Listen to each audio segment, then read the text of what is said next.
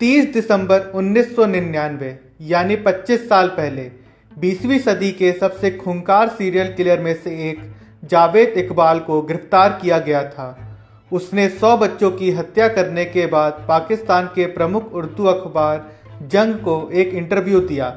इस इंटरव्यू में उसने खुलासा किया, मैंने 100 बच्चों की हत्या की है और उसकी पूरी जानकारी मैंने एक डायरी में लिखी हुई है।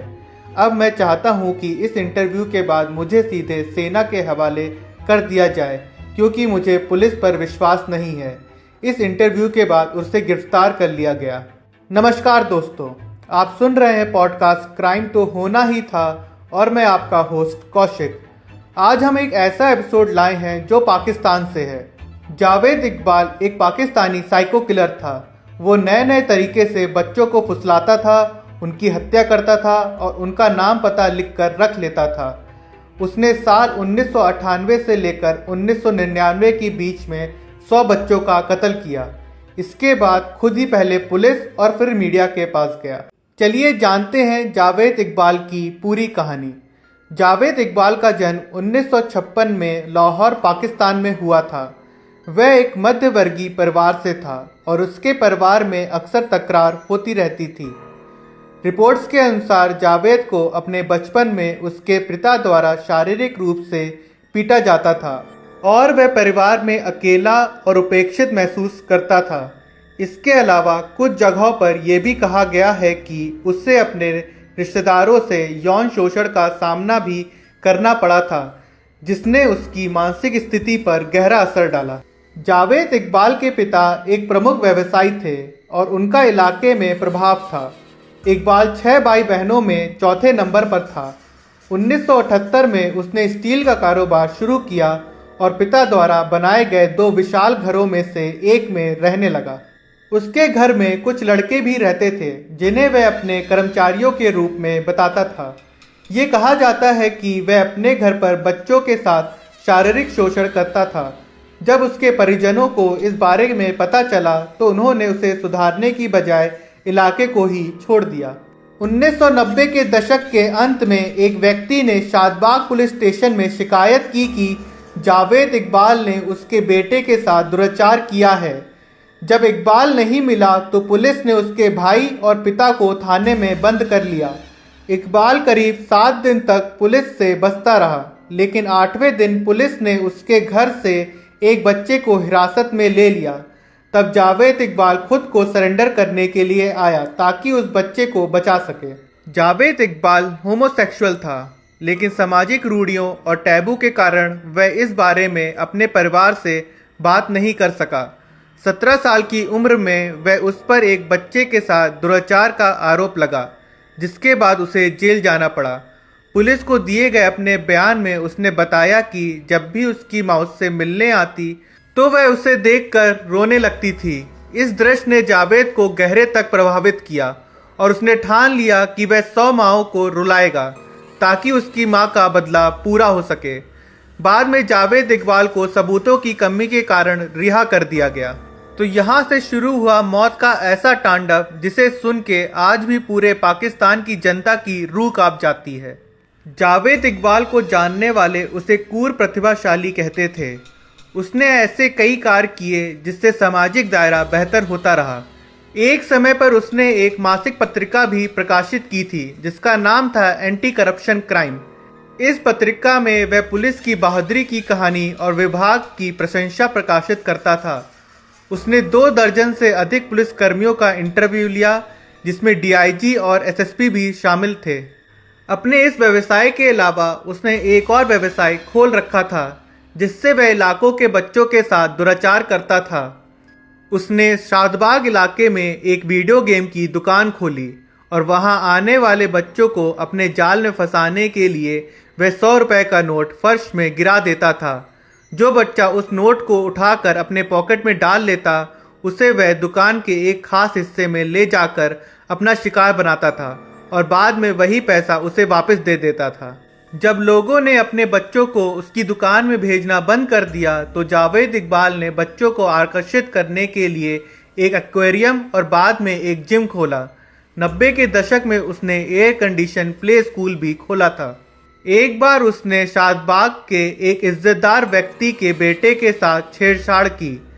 समाज के प्रमुख लोगों ने इस घटना का संज्ञान लिया और पंचायत के समक्ष मामला उठाया। जावेद इकबाल ने अपना अपराध स्वीकार किया और सार्वजनिक रूप से ये शपथ ली कि वह आगे से ऐसा नहीं करेगा, जिसे उसने स्टैम्प पेपर में लिख कर दिया।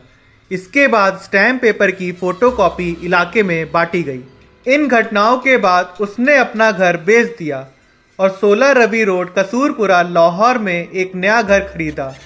यहाँ उसने कई महंगी गाड़ियाँ खरीदी और इसी स्थान पर 100 बच्चों का कत्ल किया। हुआ यूं कि 2 दिसंबर 1999 को पाकिस्तान के एक प्रसिद्ध अखबार जंग के दफ्तर में बच्चों की तस्वीरों से भरा एक लेटर आया। क्राइम रिपोर्टर जमील चिश्ती को सबसे पहले लगा कि कोई बेवजह परेशान करने की कोशिश कर रहा है, लेकिन फिर उन्हें पत्र पर यकीन होने लगा। पत्र में बच्चों को घर तक लाने और मारने के तरीके के बारे में साफ साफ लिखा था। रिपोर्टर जांच करने के लिए बताए गए पते पर गया तो वहां ताला बंद था। 2 मीटर ऊंची चारदीवारी को फांद कर घर में घुसते ही रिपोर्टर चौंक गया। घर में सब कुछ वैसा ही था जैसा पत्र में लिखा था। फर्श पर बैग था जिसमें बच्चों के कपड़े और जूते थे। एक नीले रंग का कनस्तर था जिस पर से ढक्कन हटाते ही एक तीखी सी गंध फैल गई। कनस्तर के भीतर एसिड में बच्चों के आधे गले हुए अंग पड़े थे। रिपोर्टर ने इकबाल की डायरी में दर्ज पते के हिसाब से कुछ लापता बच्चों के परिजनों से संपर्क किया और सत्य की जांच की। अगले दिन 3 दिसंबर 1999 के अखबार के फ्रंट पेज की हेडलाइन थी 100 बच्चों की हत्या का दावा करता शख्स। इसकी खबर लगते ही लाहौर का शहबाग पुलिस स्टेशन परिजनों से भर गया।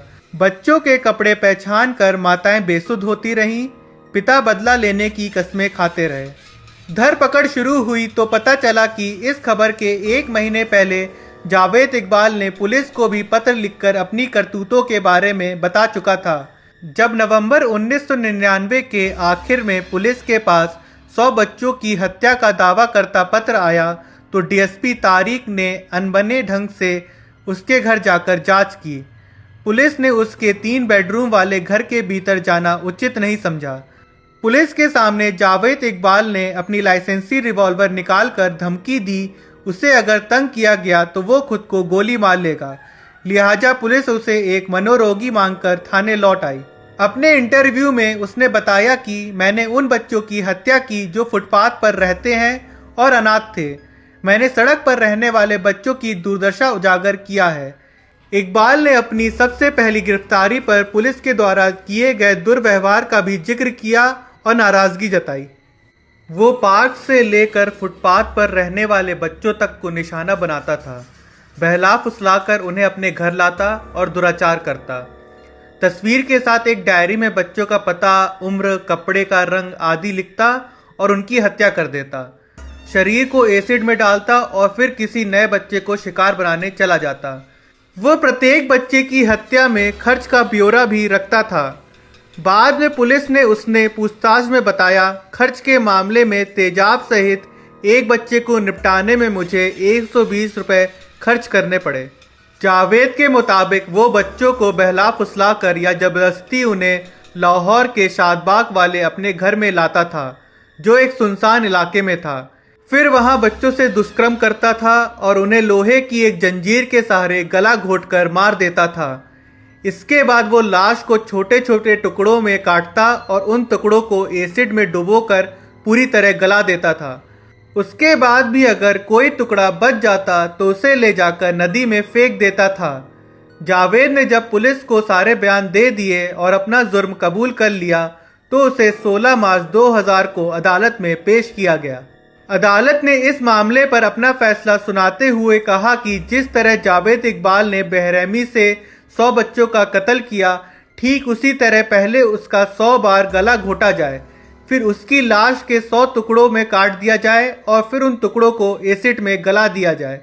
हालांकि दुनिया भर के देशों में जब इस कठोर फैसले के बारे में पता चला तो उन्होंने इसका विरोध किया, जिसके बाद फैसले को पलट दिया गया और फैसला दिया गया कि जावेद इकबाल को फांसी पर लटकाया जाएगा।